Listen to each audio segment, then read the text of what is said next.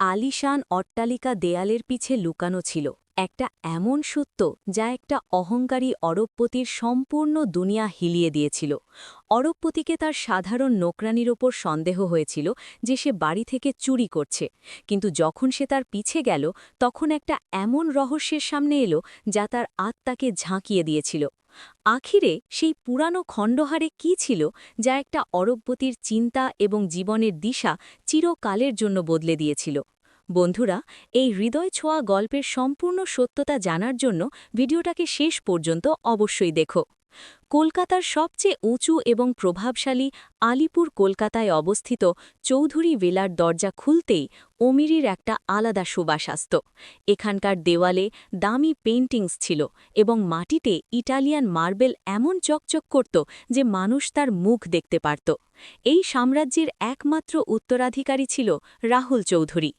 রাহুল একটা এমন মানুষ ছিল যার জন্য সময়ই টাকা ছিল।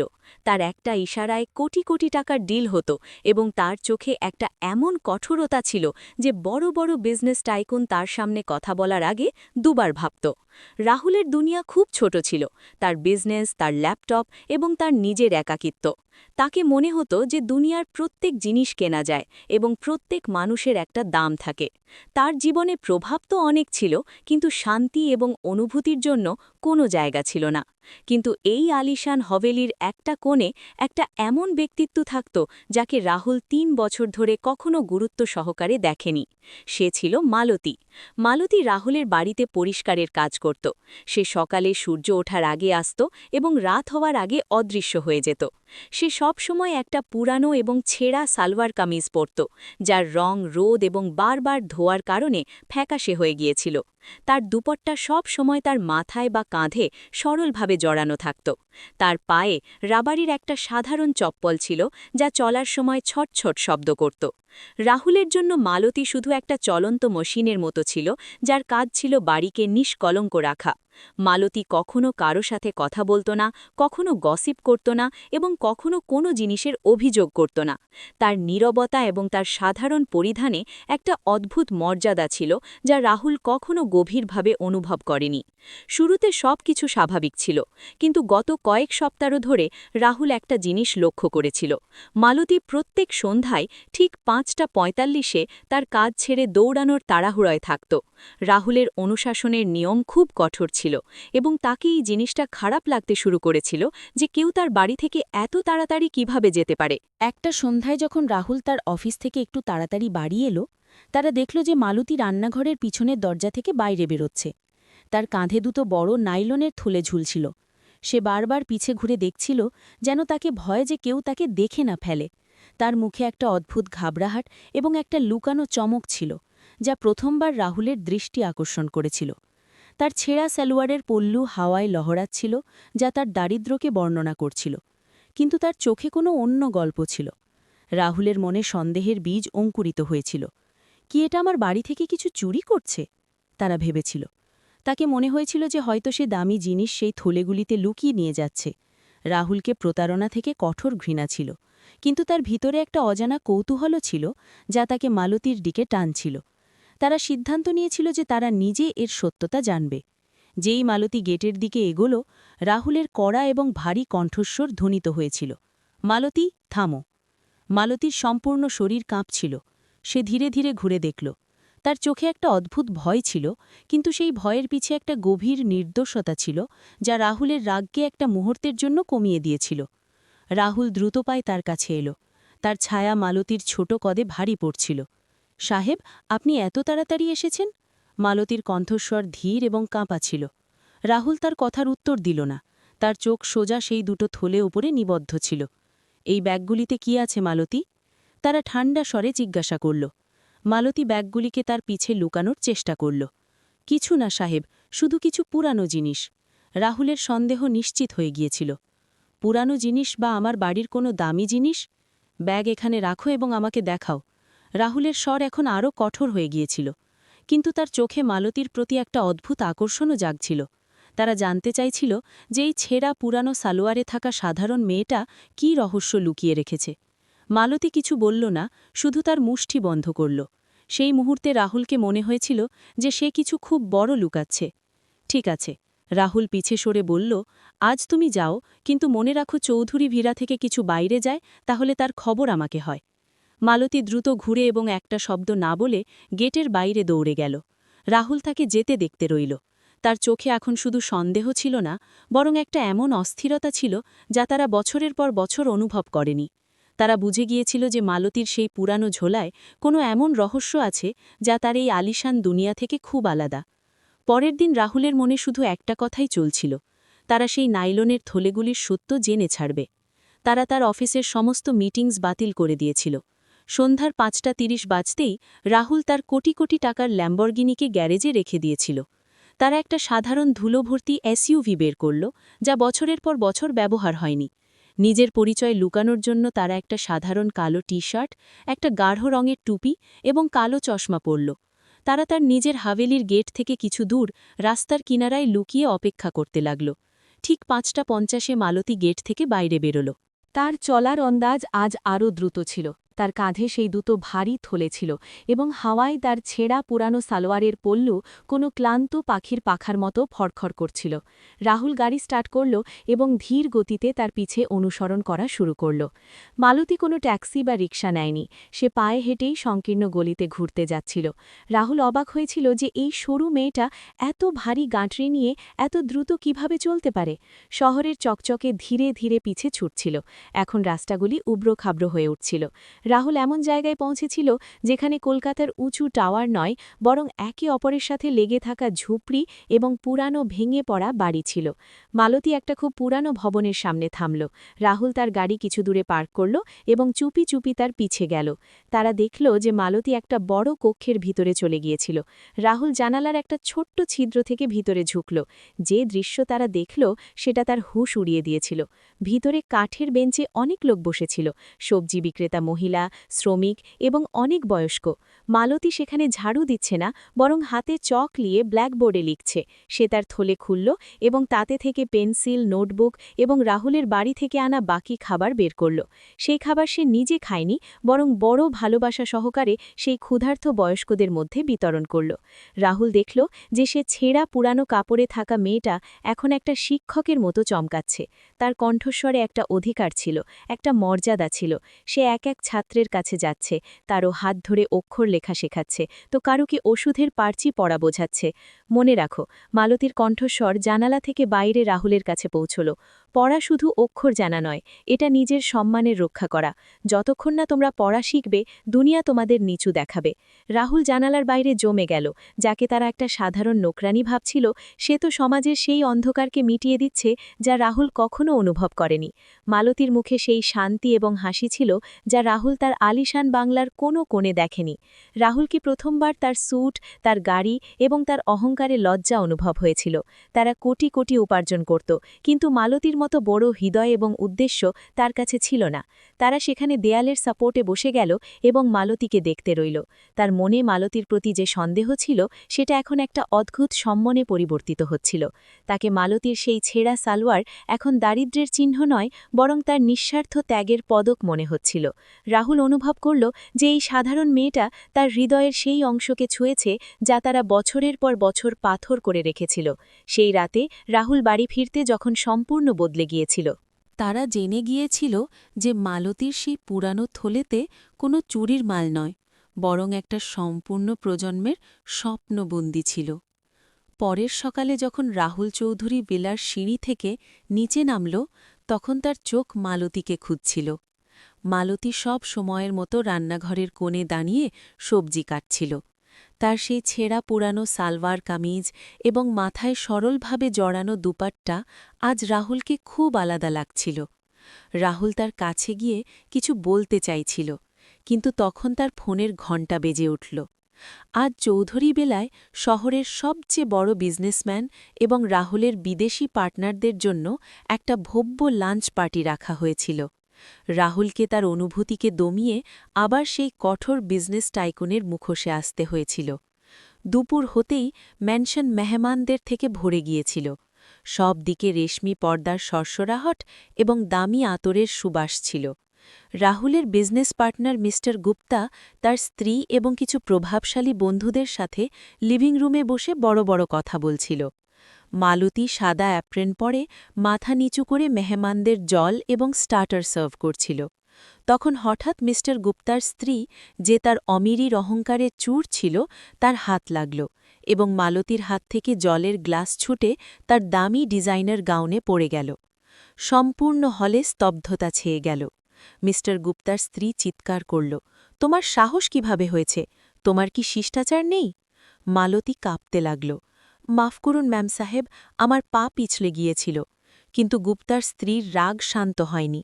তারা মালতীর ছেঁড়া পুরানো সালোয়ারের দিকে ইশারা করে সবার সামনে তার মজা ওড়ানো শুরু করল। রাহুল, তুমি তোমার বাড়িতে কি ধরনের নোংরা নোকরানি রেখেছ? এর কাপড় দেখো, জায়গায় জায়গায় ছেঁড়া। এমন লোক তোমার বাড়ির হাওয়া খারাপ করে। এটাকে এখনই বাইরে বের করো, না হলে আমরা এখানে একটা মুহূর্তও থাকব না। সেখানে দাঁড়ানো বাকি অমির মেহমানরাও চাপা কণ্ঠে হাসতে লাগল। কেউ মালতীর ছেঁড়া কাপড়ের মজা ওড়াচ্ছে, তো কেউ তার দারিদ্র্যের। মালতীর চোখে অশ্রু ছিল। সে অপমানের ভারে ঝুঁটে গিয়েছিল। রাহুল যে এখনও দূরে দাঁড়িয়ে এইসব দেখছিল, ধীরে ধীরে মহফিলের মাঝে এলো। সবার মুখে একটা হাসি ছিল। তাদের মনে হয়েছিল যে রাহুল এখন মালতীকে অপমান করে বাড়ি থেকে বাইরে ফেলে দেবে। রাহুল মালতীর কাছে এসে থামল। তারা মালতীর চোখে দেখল, সেই চোখ যা গতকাল সেই খণ্ডহারে আশার আলো বিতরণ করছিল। রাহুল গুপ্তার স্ত্রীর দিকে ঘুরে দেখল। তার কণ্ঠস্বর আজ আগের থেকে অনেক বেশি ঠান্ডা এবং ভারী ছিল। মিস্টার গুপ্তা, আপনার স্ত্রী একদম ঠিক বলেছে। মালতী এই বাড়ির জন্য ঠিক নয়। মেহমানরা খুশি হয়েছিল, কিন্তু রাহুল কথা চালিয়ে গেল, কারণ এই বাড়ির দেয়াল মালতীর চরিত্রের সামনে খুব ছোট। আপনি যে ছেঁড়া পুরানো কাপড়ের মজা ওড়াচ্ছেন, সেটা সেই গলিগুলির যাত্রা করেছে যেখানে যাওয়ার আপনার মতো লোকের সামর্থ্য নেই। আপনি যে নোংরার কথা বলছেন, সেটা এর কাপড়ে নয়, আপনার চিন্তায় আছে। সম্পূর্ণ হলে স্তব্ধতা ছেয়ে গেল। রাহুল মালতীর হাত থেকে ট্রে নিল এবং তাকে সাইডের টেবিলে রাখল। তারা সবার সামনে মালতীর কাঁধে হাত রাখল। এটা শুধু একটা সাহায্য নয়, বরং একটা অধিকার ছিল। এই মহিলা, যাকে আপনি নোকরানি বলছেন, সে সেই লোকদের অক্ষর শেখায় যাদের আমরা মানুষ পর্যন্ত গণনা করি না। যদি মালতী এই বাড়ির শোভা না বাড়ায়, তাহলে হয়তো এই বাড়ির শোভা বাড়ানোর এখন আমারও দরকার নেই। লাঞ্চ শেষ হয়েছে, আপনি সবাই এখন আমার বাড়ি থেকে যেতে পারেন। যখন সব মেহমান লজ্জায় চলে গেল, তখন রাহুল মালতীর দিকে ঘুরল। মালতী ফুটফুট করে কাঁদছিল। রাহুল ধীরে বলল, মালতী, এখন কাঁদা বন্ধ করো। কাল থেকে তুমি এখানে ঝাড়ু তুলবে না। কাল থেকে তুমি চৌধুরী ফাউন্ডেশনের হেড হিসেবে তোমার নিজের সংস্থান চালাবে। মালতী অবাক হয়ে রাহুলকে দেখল। রাহুলের চোখে যে ভালোবাসা এবং সম্মান ছিল, সেটা মালতীর সমস্ত পুরানো ক্ষতকে ভরিয়ে দিয়েছিল। রাহুলকে বুঝে গিয়েছিল যে তাকে মালতী থেকে শুধু সহানুভূতি নয়, বরং একটা গভীর লগ্নতা হয়ে গিয়েছে। পরের কয়েক সপ্তাহ চৌধুরী ভিলার জন্য সম্পূর্ণ বদলে গিয়েছিল। রাহুল তার হাভেলির একটা বড় অংশকে চৌধুরী ফাউন্ডেশনের প্রধান কার্যালয়ে পরিবর্তিত করেছিল। মালতী এখন রান্নাঘরে সবজি কাটত না, বরং রাহুলের সাথে বড় বড় ম্যাপ এবং ফাইলে কাজ করত।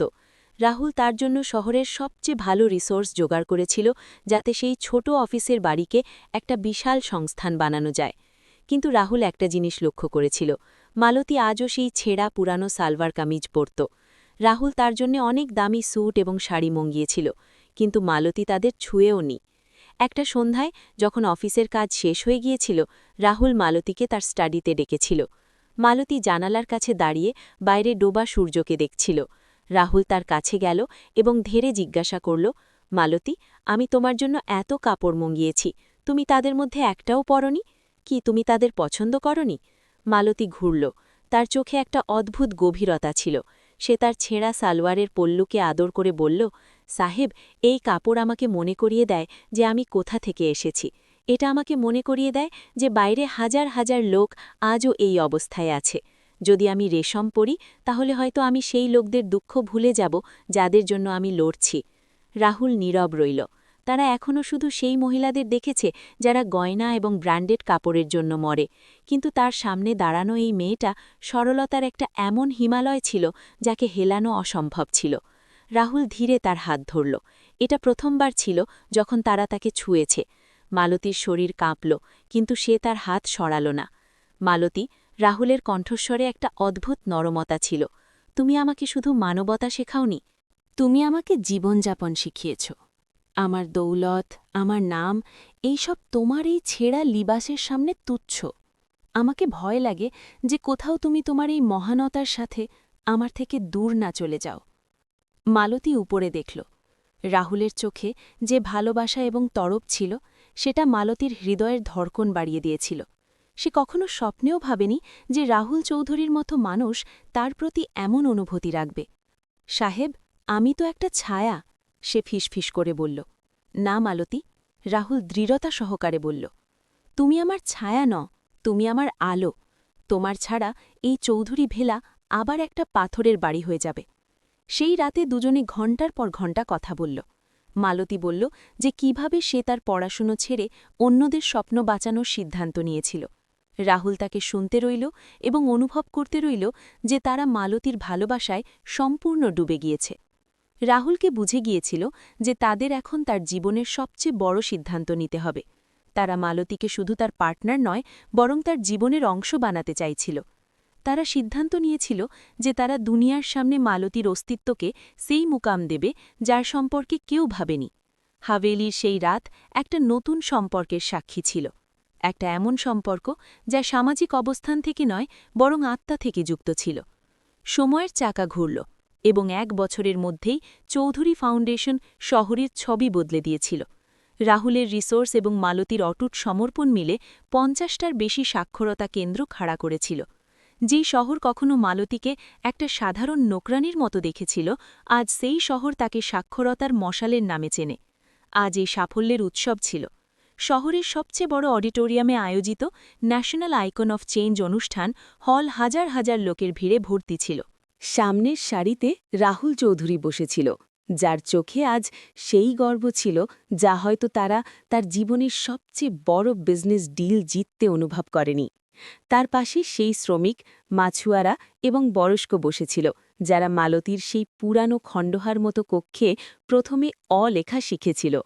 যখন মালতীর নাম ডাকা হল, তখন সম্পূর্ণ হল তালির গুঞ্জনে কেঁপে উঠল। মালতী মঞ্চে এলো। সে আজও সেই সাধারণ ক্রিম রঙের সুতির শাড়ি পরেছিল, কিন্তু তার মুখে সেই আত্মবিশ্বাস ছিল যা কোনো মহারানীর মুখেও হয় না। সে মাইক হাতে নিল এবং তার কণ্ঠস্বরে সবাইকে মন্থমুগ্ধ করল। যখন আমি ছোট ছিলাম, তখন আমাকে মনে হতো যে অমির লোকরা প্রাসাদে থাকে এবং আমাদের মতো লোক শুধু তাদের ছায়া পরিষ্কার করার জন্য জন্মেছে। কিন্তু রাহুল সাহেব আমাকে আমার অস্তিত্ব ফিরিয়ে দিয়েছে। তারা আমাকে অনুভব করিয়েছে যে একটা ঝাড়ু ধরা হাতও কলম ধরে ইতিহাস বদলাতে পারে। আজ এই অ্যাওয়ার্ড আমার নয়, সেই হাজার হাজার অঙ্গুষ্ঠাঙ্কিত লোকের, যারা তার লজ্জা ত্যাগ করে আজ হাতে বই তুলেছে। মঞ্চ থেকে নিচে নামতেই রাহুল তার স্বাগত করল এবং ধীরে বলল, মালতী, আজ চৌধুরী সাম্রাজ্যের নাম তোমার সাথে যুক্ত হয়ে অমর হয়ে গিয়েছে। অনুষ্ঠানের পর রাহুল এবং মালতী সেই পুরানো বস্তির সেই নতুন কেন্দ্রের ছাদে একা দাঁড়িয়েছিল, যেখান থেকে সব শুরু হয়েছিল। সামনে কলকাতার জলজলে আলো ছিল। রাহুল দেখল যে মালতীর চোখ এখনও নিচে মাঠে পড়া বাচ্চাদের ওপর ছিল। রাহুল অনুভব করল যে তার কাছে দুনিয়ার প্রত্যেক দৌলত আছে, কিন্তু মালতী ছাড়া সেই দৌলত অসত্য। তাকে মালতী থেকে ভালোবাসা তার রূপের কারণে নয়, বরং তার সেই আদর্শের কারণে হয়েছে, যা রাহুলকে একটা ভালো মানুষ বানিয়েছে। রাহুল ধীরে মালতীর হাত তার হাতে নিল। মালতী চমকে উঠল, কিন্তু সে হাত সরাল না। রাহুল তার চোখে দেখতে দেখতে খুব সিরিয়াসলি বলল, মালতী, তুমি হাজার হাজার লোকের জীবন বদলেছ, কিন্তু সবচেয়ে বড় পরিবর্তন তুমি আমার ভিতরে এনেছ। আমি এখন এই মিশনকে এবং আমার জীবনকে তোমার ছাড়া আর এগোতে চাই না। কি তুমি এই মিশনে চিরকালের জন্য আমার সঙ্গী হবে? কি তুমি চৌধুরী বিলার মালিক না হয়ে আমার জীবন সঙ্গিনী হয়ে আমার সাথে থাকবে? মালতীর চোখে অশ্রু ছলকে উঠল। সে রাহুলের হাতে তার পকড় মজবুত করল এবং ধীরে হেসে হ্যাঁ বলল।